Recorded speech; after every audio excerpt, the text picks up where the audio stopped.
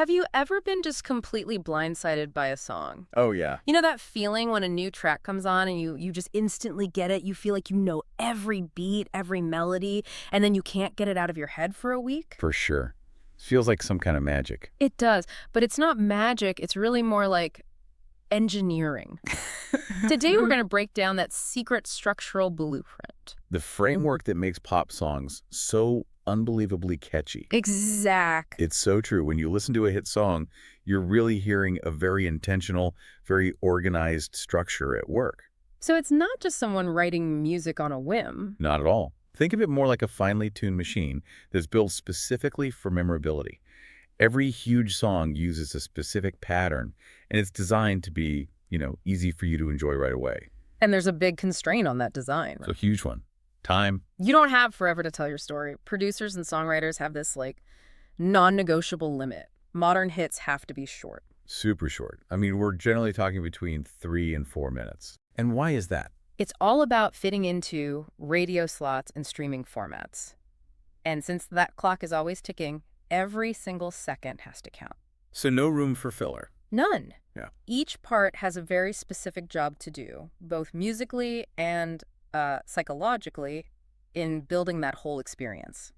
Okay, let's break this machine down. We should probably start with the absolute foundation. The backbone of it all. The verse and the chorus. So the verse is kind of like the narrator, right? The storyteller. Exactly. The verse gives you all the context, the details of the situation. It's where you learn about the characters, the emotions, the plot. It's the engine that pulls you into the song's world. Right. And what's really interesting is how it does that. Yeah, this part fascinates me.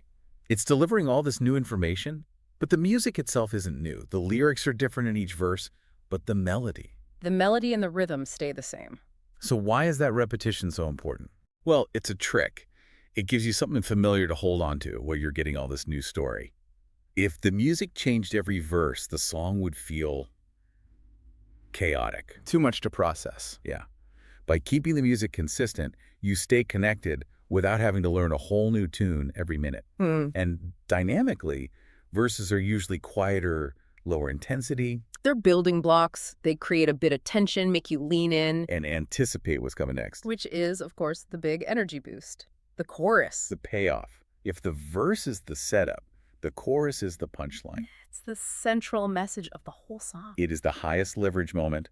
It has the main theme, the core emotion, and it's the phrase you're going to be singing to yourself later. It's literally engineered to stick in your brain. Totally. It's got the catchiest melody. It's easy to sing along to.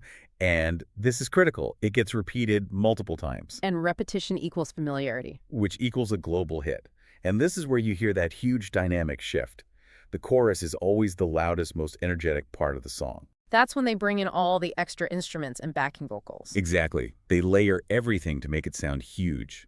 That jump from the quiet, intimate story of the verse to this loud, anthemic message, that's what hooks you emotionally. Okay, so we have the story leading to the message, but you can't just, slam on the gas and jump from a quiet verse to a massive chorus. It would feel Abrupt, jarring even. right. You need to manage that flow, And that is where the pre-chorus comes in. It's a purely transitional piece of the puzzle. the sonic ramp. That's a great way to put it. It's a short section, maybe just a few bars, built specifically to connect that quiet verse to the loud chorus smoothly. It's the excitement builder.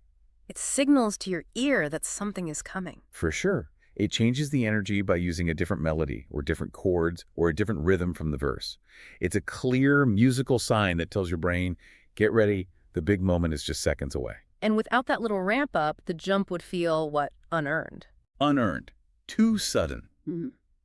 It's essential for that smooth, relentless flow that you hear in modern pop.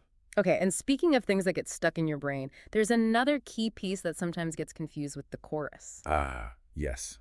The hook. So what's the difference? The hook is like the purest form of an earworm. Mm. It's that short signature musical idea that is just engineered to be completely inescapable. It's the thing you find yourself whistling in the shower. Exactly. Okay. And the hook can be anything. A vocal line, a unique drum beat, a synth riff.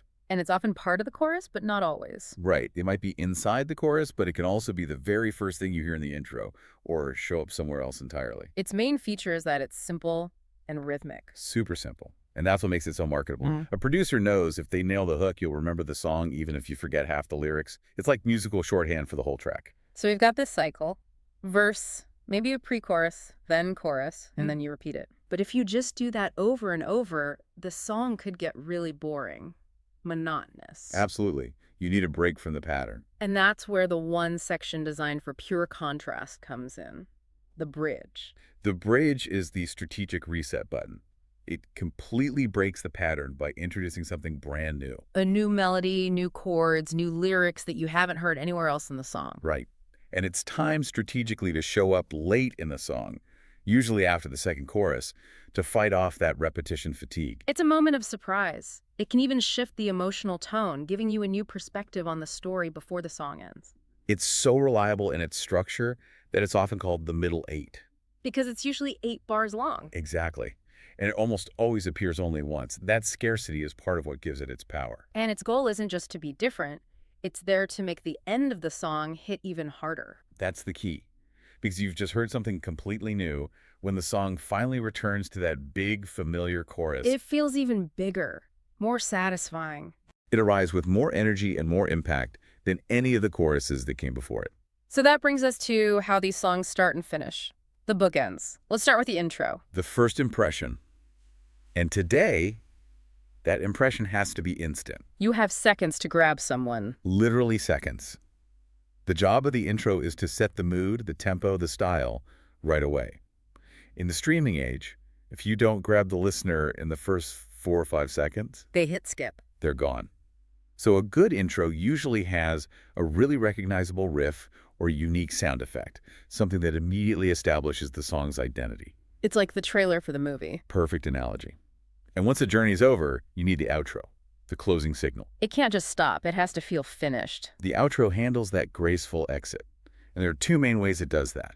You've got the fade out. Where the volume just slowly decreases to silence. Right. Very common for more reflective or peaceful songs. Yeah. And then you have the cold end. Where everything just stops at once. Bam. Exactly. For maximum impact, usually on a big final chord or vocal line, the outro often just repeats a tiny piece of the chorus or a vocal phrase, just to leave that last impression ringing in your ears. And that entire journey from the intro to the outro is controlled by one big idea: dynamics. Yes. Dynamics are just the changes in volume and intensity that create that emotional roller coaster we've been talking about. It's flow control using volume. It is. If the verse is quiet and intimate, the chorus has to be loud and powerful. Yeah. That contrast is what keeps you engaged. It stops the song from just being one flat, boring sound. Right. Producers are constantly tweaking the volume and the number of instruments to make sure the energy rises and falls in just the right places. Okay, so we've got all the individual pieces. What's the master blueprint, the most common sequence for a hit song? Oh, there's a definite king of structures. Yeah. The most common and reliable one you'll hear is verse, chorus, bridge, chorus. It's so simple, but it works perfectly. You get enough story, you hear the main message 3 times. And you get that one crucial bridge to break things up before the final huge chorus. And we, as listeners, subconsciously expect that order. It feels comfortable. The entire system is built on precision, on math, really. The pulse of the song is measured in beats per minute, or BPM. And almost all pop music uses a 44-time signature. The universal heartbeat of popular music, it just means 4 beats in every measure. Right, which creates that steady, reliable rhythm that makes you want to tap your foot or dance. It's the foundation that can't fail. And all those sections we talked about, the rivers, the bridge, they're divided into these musical units called bars, usually 4 or 8 or 16 bars long. Yeah. This precise timing makes all the transitions feel flawless. And that precision even extends to the physical world, right? It's not just about timing. That's a fascinating detail. While the music is all about timing and beats, the actual recording process, especially in English-speaking studios, often relies on imperial measurements. You mean like inches and feet? Exactly. It's kind of funny, this high-tech digital art form still uses these old-school measurements. A sound engineer will measure the distance from a singer's mouth to the microphone in inches to get the perfect sound. That's amazing. And the gear is standardized that way too. The size of big studio speakers is measured in inches. The thickness of a guitar string is measured in thousandths of an inch. All these precise physical measurements are there just to support the musical blueprint. They ensure every technical piece fits together perfectly. So when you step back and look at the whole thing, from that split-second intro through the dynamics of the verse and chorus, the single point of contrast with the bridge, and that controlled outro, what we're really seeing isn't just a song. No, we're seeing a highly organized framework that is meticulously designed to connect with the biggest possible audience. That predictability makes the song easy to digest, which, correctly maximizes its commercial success. Every single decision is strategic. Every one. It's all to make sure that you don't just hear the song, but that you remember it. Well, now that you know the anatomy, you are never going to hear a pop song the same way again. The next time you're listening to a favorite track, try to spot that one-time bridge or catch the exact moment the pre-chorus ramps up the energy. You'll realize the real magic is in the engineering.